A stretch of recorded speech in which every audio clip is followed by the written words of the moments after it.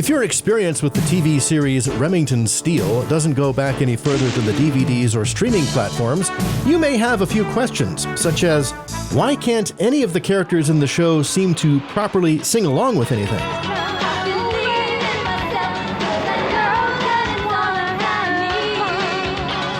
What is a shave and a haircut the romantic way? Shave and a haircut, surprise! The romantic way. And why would Mr. Steele be so enthused about it? Why is the group so puzzled and concerned about the silence here? And since we have songs by Tony Bennett, what song of his is this? If I had a box full of wishes. The short answer to these questions is licensing. When TV shows containing copyrighted songs are repackaged for home video release, new licensing is required for the use of those songs. Negotiating these rights can be difficult and expensive, sometimes prohibitively so, and in those cases, the copyrighted music ends up being removed or replaced with something else. This is what happened with Remington Steele.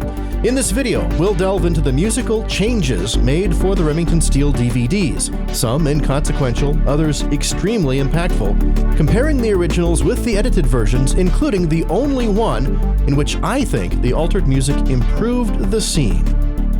We'll start with a mostly inconsequential change made in Season 1, Episode 4, Signed, Sealed, and Delivered, in which the music Sheldon Quarry's wedding guests are treated to has been changed. Originally, they heard a rendition of the theme from Mondo Cane, also known as More.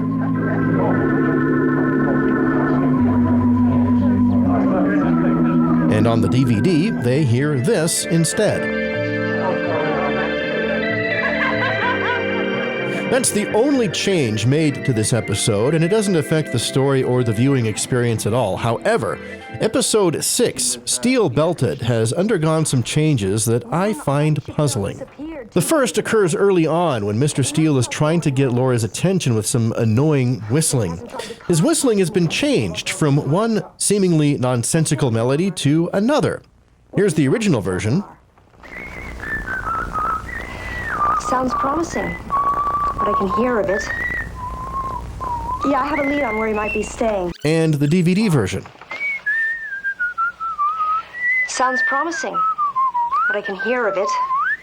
And when you listen to both together, it's clear that there are two different sets of whistling going on. Sounds promising, but I can hear a bit. Maybe there's a copyrighted melody hiding in there somewhere, but I can't pick it out. This is especially puzzling to me since a few episodes later, Mr. Steele will be whistling a copyrighted tune that didn't get removed, and we'll hear that coming up in a bit. But there are more changes to cover in this episode first. About halfway through, when Mr. Steele makes his second attempt at a nice evening with Miss Taplinger, he starts some music on his stereo.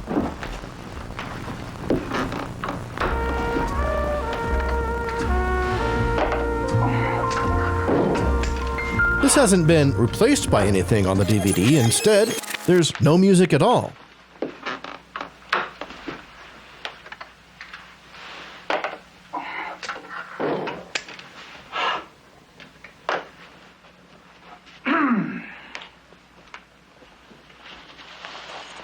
Calm already? It's a little crowded in there.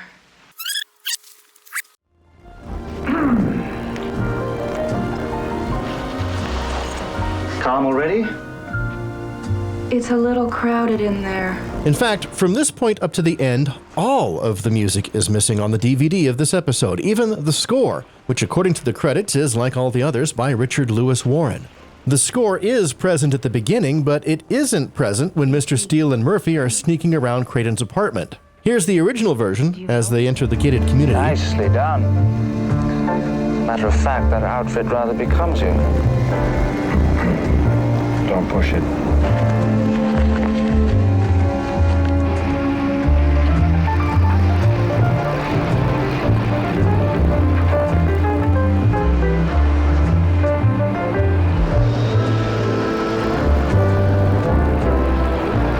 And now here's the DVD version. Nicely done. As a matter of fact, that outfit rather becomes you. Don't push it.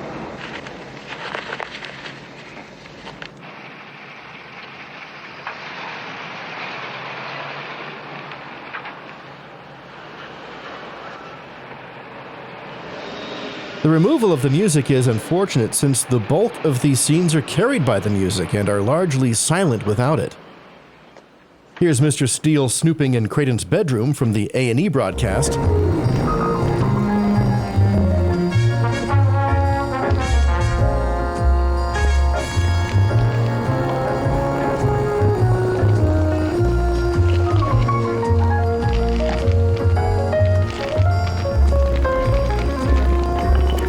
And the same scene from the DVD.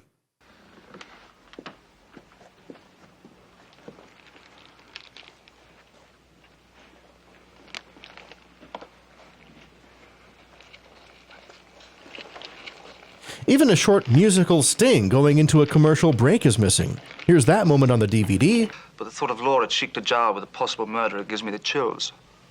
No motive, no witnesses, no hard evidence. Got a hell of a case. I have a plan. Now I've got the chills. And from A&E. I have a plan. Now I've got the chills. There is no music at all on the DVD version of this episode from the 17-minute mark until the end. Maybe the original tracks were lost, but the music is present in the first act, so this seems to me more like an oversight made when the DVD version was produced. Next, we have the episode Steel Trap, in which most of the music Madeline Vickers plays on the piano has been changed. Everything except for the first piece, which is the same on both the original and DVD versions. Delightful touch. I'm Dr. Bellows. Dr. Arthur Bellows. Later on, though, when Randy requests Something to Grope To, originally Madeline plays the Cole Porter tune, It's All Right With Me. How's this?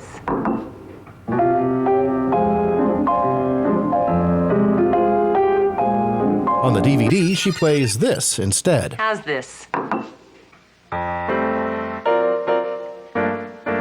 The changing of this music wouldn't be a big deal were it not for the fact that Randy sings along with it. What did Madeline do for Ambrose?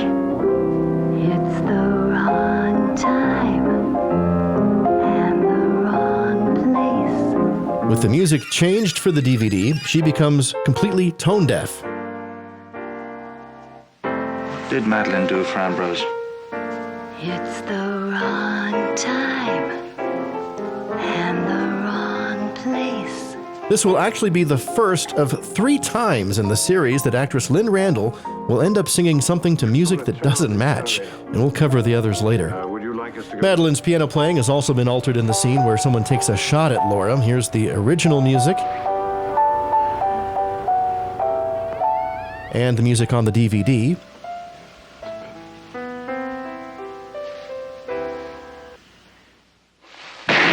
And accordingly, that same piece has been changed on the cassette Laura finds later on. I found it hidden in Dominic's room.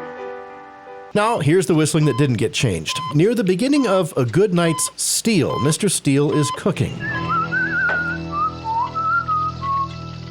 Most of this scene was cut from the A&E version. So ironically, in this instance, some copyrighted music was removed for syndication and then restored for the DVD, because what Mr. Steele is whistling here is almost certainly a rendition of this.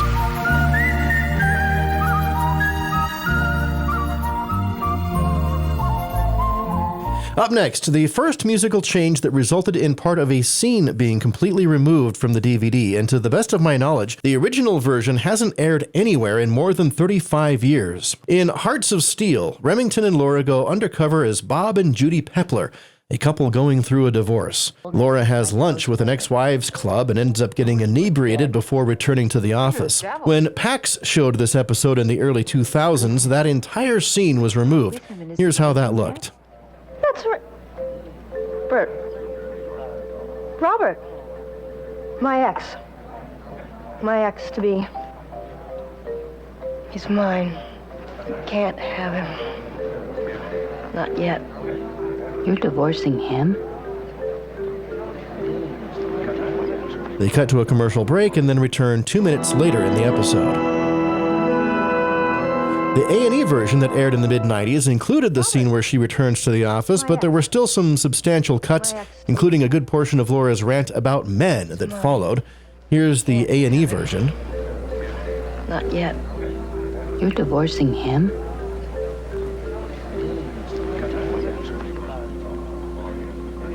I think Judy's ready for something in the vodka family. What's everybody looking at?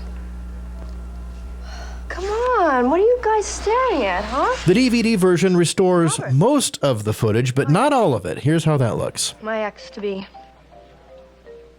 He's mine. You can't have him. Not yet. You're divorcing him?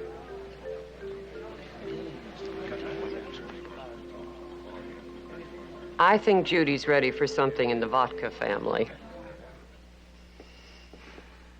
Where do you suppose she is? We just have to keep reminding ourselves she's a big girl.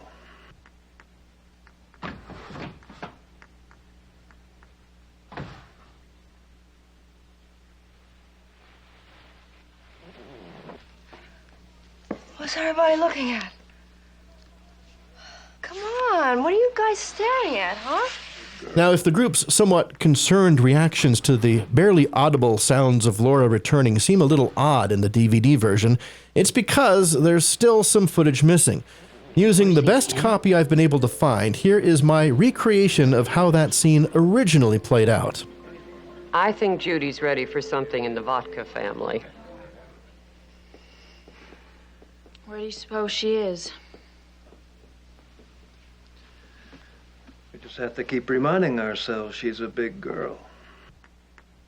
When I watch my TV and a man comes on to tell me how white my shirt can be. Well, he can't be a man 'cause he doesn't smoke the same cigarette as me. Can't get no. What's everybody looking at? Licensing issues around the Rolling Stones song are probably why this moment was cut. But given that there are several other instances in which characters are still heard singing the original piece just with something else playing under it, it's too bad that there wasn't a similar way to preserve this charming moment for Miss Holt. As we speak. Men! Men! Men! Men! The final episode with musical changes in Season 1 is Episode 18, Steele in the News, in which the music playing at the ballroom Elliot Walsh retreats to has been altered. There are 3 scenes set here, and in each case, the music is different on the DVD than what was originally present.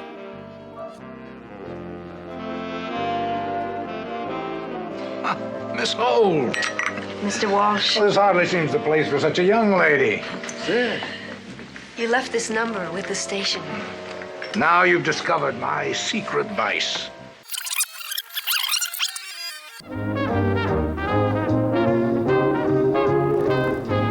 Miss Holt. Mr. Walsh, Well, this hardly seems the place for such a young lady. you left this number with the station. Now you've discovered my secret vice. Oh, may I?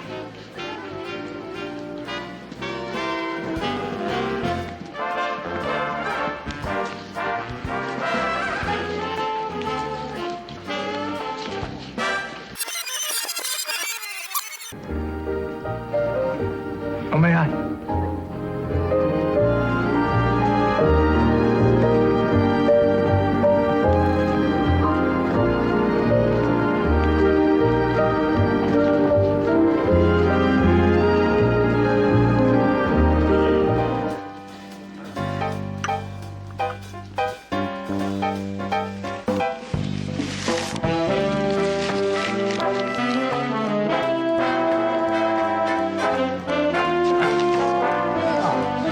I warned you. Nostalgia is a very insidious, Miss Holt.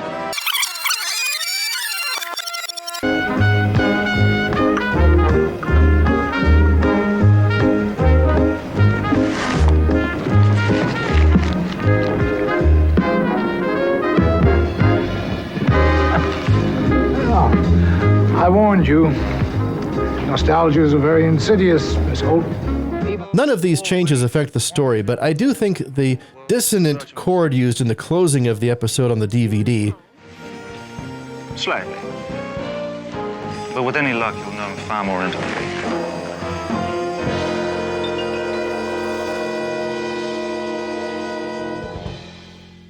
Isn't quite as nice as the original, which used a version of As Time Goes By.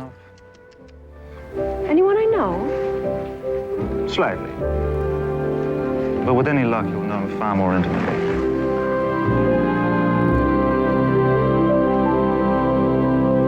Season 2 doesn't contain nearly as many musical changes as Season 1. In fact, I only found alterations in 2 episodes. The first is in the season opener, Steal Away With Me.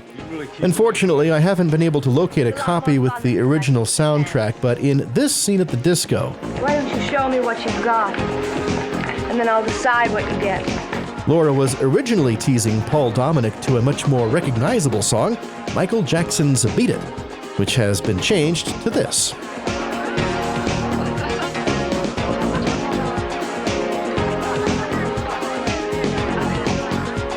For the next changes, we jump ahead to episode 20, Woman of Steel, in which a woman from Steele's past, whom he thought to be dead, suddenly reappears and throws his life off balance. Toying with him, she uses a piece of music that obviously has deep meaning for him.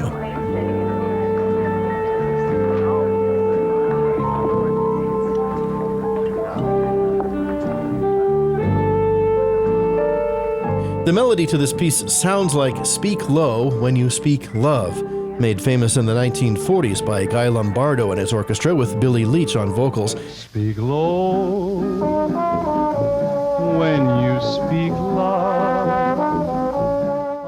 And that would be an appropriate choice for the subject matter. The replacement music is a solo piano piece with a much less prominent melody.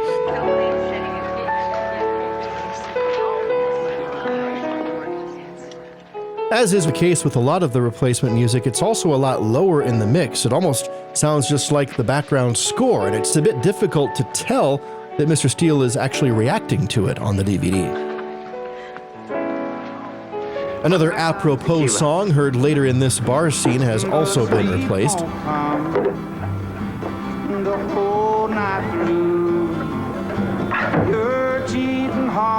Again.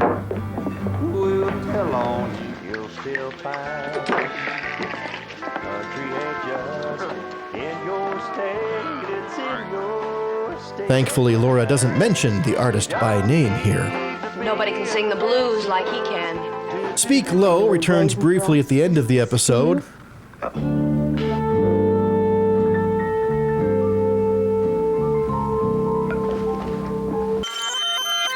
that getting a little brazen for us, Mr. Steele?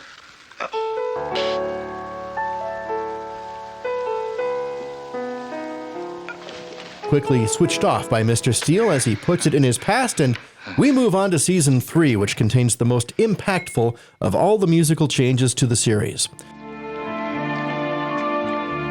Before we get to those, though, I wanted to point out something that always makes me smile. In the season opener, Steele added, "Look at the woman to Laura's left. She has the correct rhythm for I Got Plenty of Nuttin', but I'm not sure what words she's supposed to be singing here." I got no car, got no mule, I got no misery. The first musical change in Season 3 occurs at the very start of Episode 6, Steal Your Heart Away.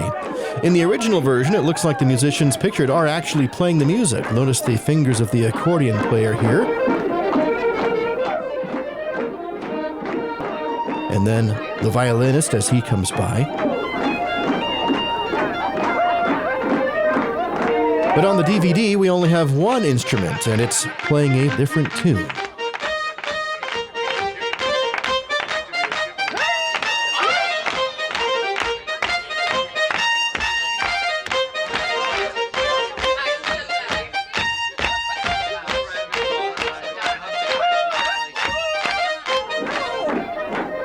Shortly thereafter, Mr. Steele opens his pocket watch, which plays When Irish Eyes Are Smiling.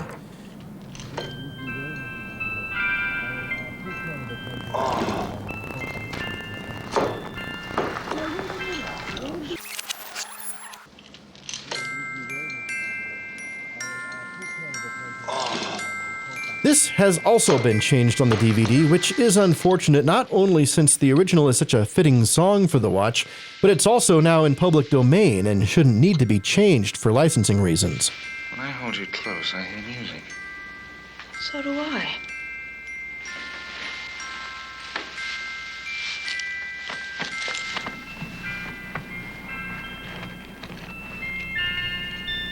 Where did you get this? I've never seen it before. The music on the watch is changed almost every time it is opened later on in the series. That's Jay. I don't know. Someone who knows KL, I suppose. Whoever that is. There is another wake towards the end of the episode in which the music has been changed in the same manner as the first.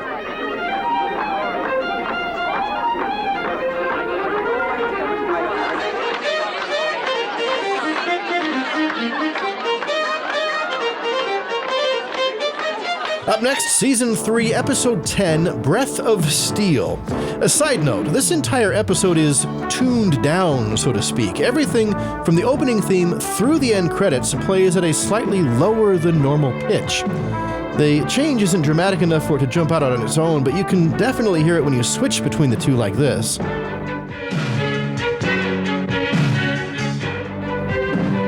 And it's glaringly obvious when you play both of them together.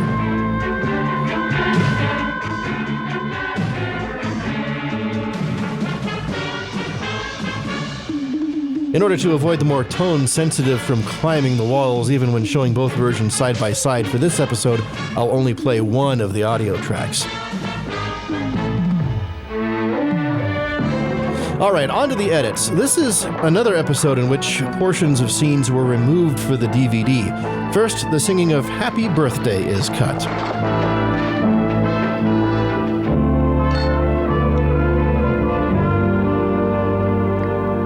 I've always said a woman's best asset is a man's imagination. Intrigued? Well, let's just say my curiosity has piqued. After all, Laura, black tie, champagne, adds a whole new dimension to the concept of, business. I wanted tonight to be a night you'd always remember, Mr. Steele. Happy birthday to you. Happy birthday to you. Happy birthday, Mr. Steele. Happy birthday to you. Thank you. But it's not my, Of course it is, Mr. Steele. Oh, happy birthday, boss. Oh, thank you, Mildred. This song, like Irish Eyes, is now public domain, so it's too bad it had to go. And later in the same scene, more material was cut where Tony and Terry sing in the office. Ta-da! Woo! Da, da, da, da, da, da, da, da, da. Shave and a haircut. Surprise! It's not unusual. Hey, hey, it's your birthday. Da, da, da, da. It's not unusual to spend it in a special way. How about dinner and the show? And when you get away, just the two of you to cap a happy day the romantic way. This is an unfortunate cut because the way it's edited on the DVD, the girls sing Shave and a Haircut, Surprise, the romantic way. Shave and a haircut. Surprise! The romantic way. Which not only makes no sense, but it also omits the dinner and a show portion where Mr. Steele gets handed the tickets that you'll see him carrying later on. Now here's an interesting edit. Originally, the security guard's TV was playing the Star-Spangled Banner. But on the DVD, it's playing this instead. This is the one case in the entire series where I like the replacement music better. Originally, the Star-Spangled Banner played the scene out. Here, it's actually kind of fun to have the TV supply some dramatic score to punctuate the scene.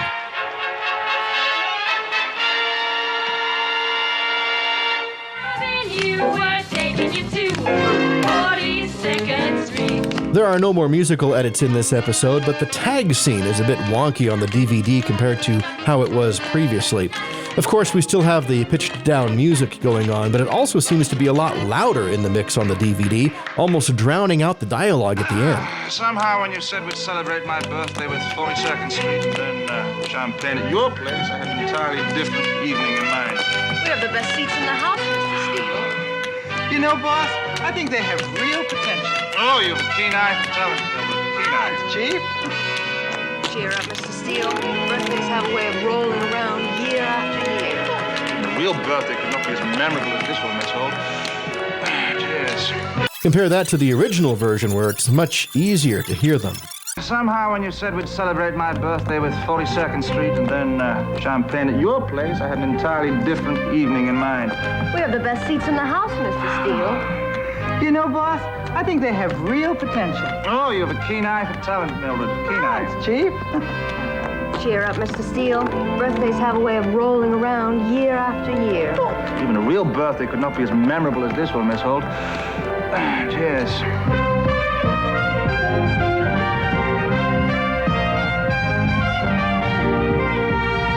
Springtime for Steele, Season 3, Episode 15, sees actress Lynn Randall reprising her role of aspiring singer Rocky Sullivan, a character she played in the Season 2 episode Elementary Steele. It's the third time Ms. Randall has appeared on an episode of Remington Steele. She first played Randy Russell in the Season 1 episode Steel Trap, and I mentioned when covering the musical edits for that episode that she would end up singing over Mismatched music 2 more times, and here is the first of those 2. Right now we're hearing the original. You may be homely in your neighborhood, but if you think that you can be... But when we switch to the DVD, we get this audio train wreck. The monkey look good within a half an hour. You look like time for power. Hooray for Hollywood. Hooray for Hollywood. That phony super coney Hollywood. The third time this happens, it was actually part of the original story, as Ms. Sullivan forgets a last-minute change to the order in her show and comes out singing the wrong song.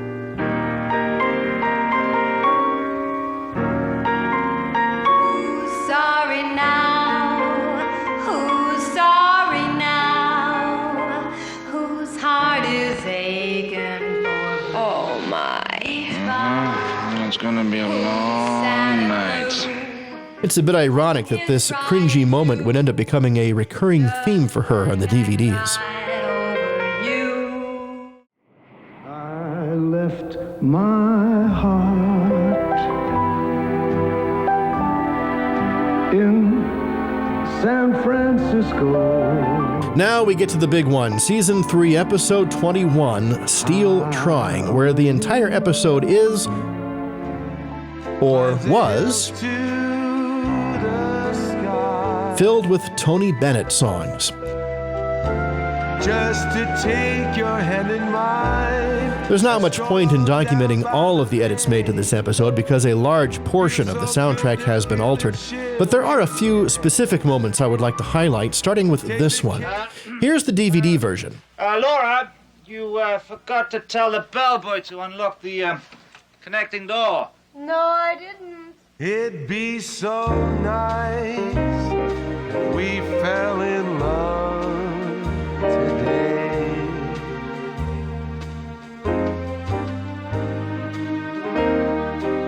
Well, isn't that gonna make things a little, awkward? And now here's the original. Laura, you forgot to tell the bellboy to unlock the connecting door. No, I didn't.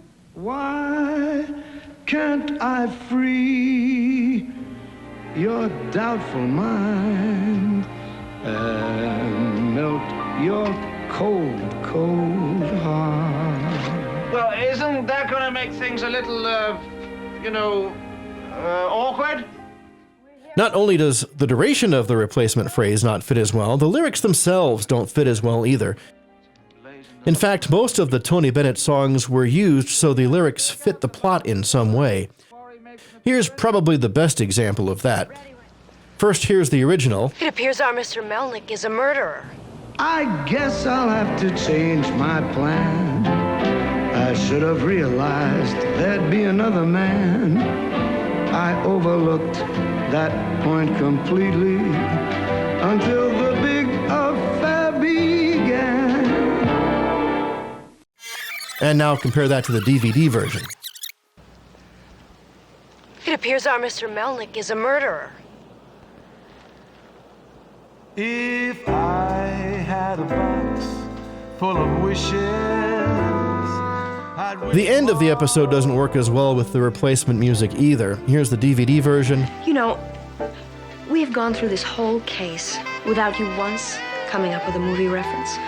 Well, here you go. I've got an appropriate one. Oh? The Lost Weekend. Raymond Land, Jane Wyman, Paramount, 1945.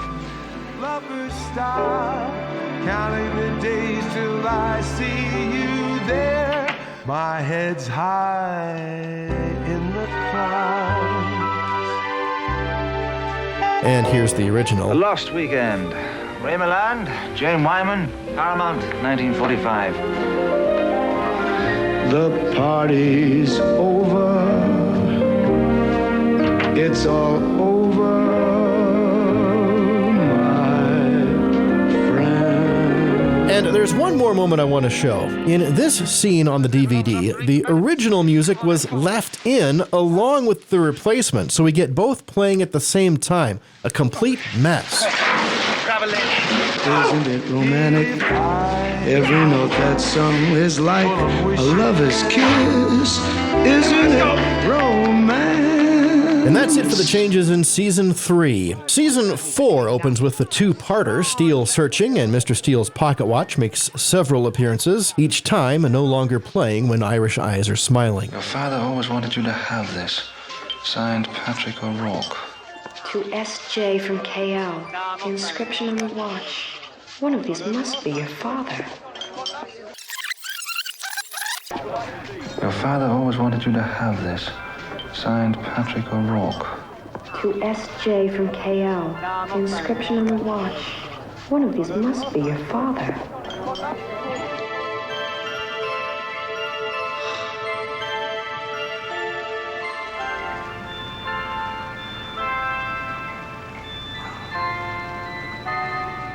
The inscription is a little difficult to read. To SJ from KL. I know on occasion you've used the name Kevin Landers. This friend of yours, how old is he? Early 30s. Raised where? Ireland, for the most part.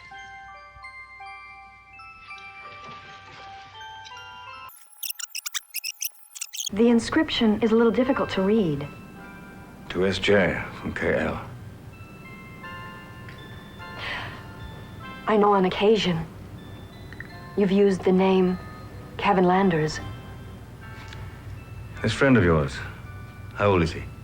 Early 30s. Raised where? Ireland, for the most part.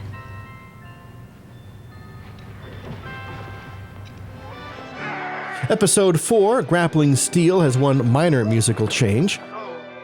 When Mr. Steele and Miss Holt are under the mistaken belief that they have solved the case, they go back to his apartment for a quiet evening, and here's how that looks on the DVD.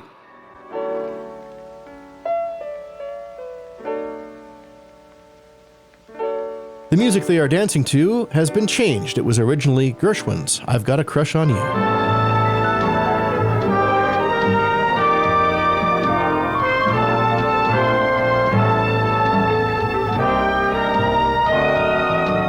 In Dancer, Prancer, Donner, and Steele, some of the Christmas music has been replaced for the DVD. I don't recall specifically what was changed in this episode, and I don't have another copy to compare it to, so I don't have anything to really show you here. Have yourself a merry little Christmas. Make the Yuletide gay. I do have quite a lot to show you from this one, though. Obviously, an episode revolving around a radio station could involve a number of musical changes, and Steele on the Air begins by giving Stephanie Zimbalist the Lynn Randall treatment with her singing a Cyndi Lauper hit over the top of something else.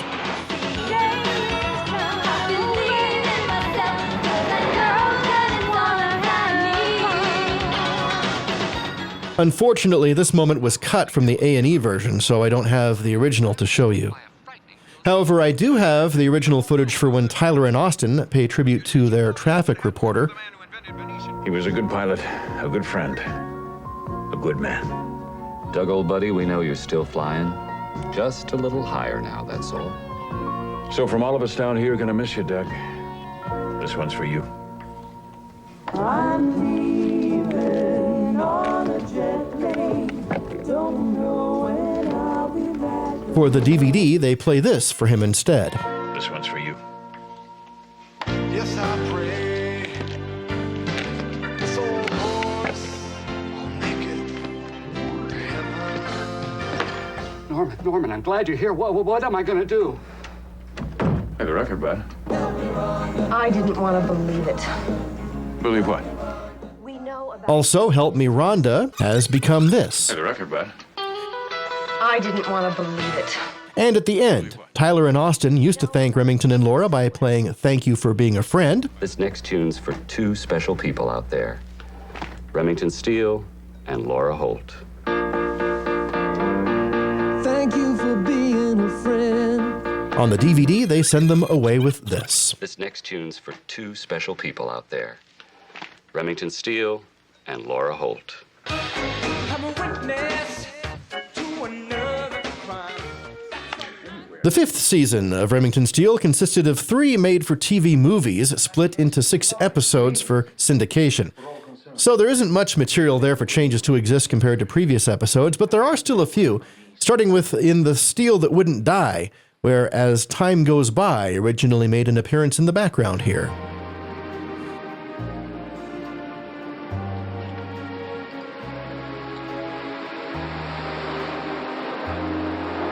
Want to talk about it?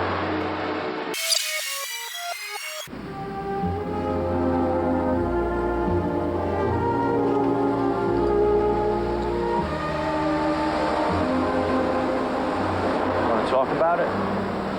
And there's a musical cue here that sounds a lot like the missing one from the Season 1 episode Steel Belted. Here's that missing piece again. You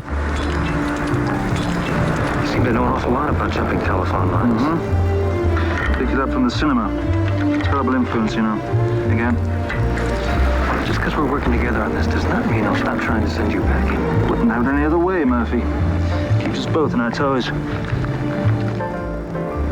And compare that to this one.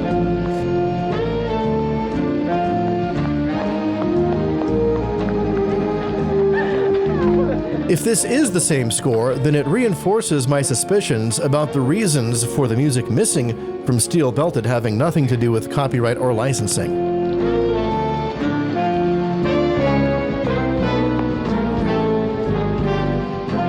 Mr. Steele's pocket watch appears again in Season 5, with the end of the penultimate episode being altered from this.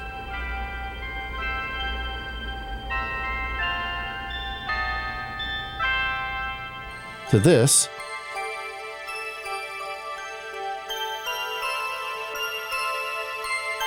But just moments earlier, Laura opens the watch briefly, and on the DVD it still plays the original chime. Pretty tune. And the watch's original chime is also present on the DVD in this scene from the final episode.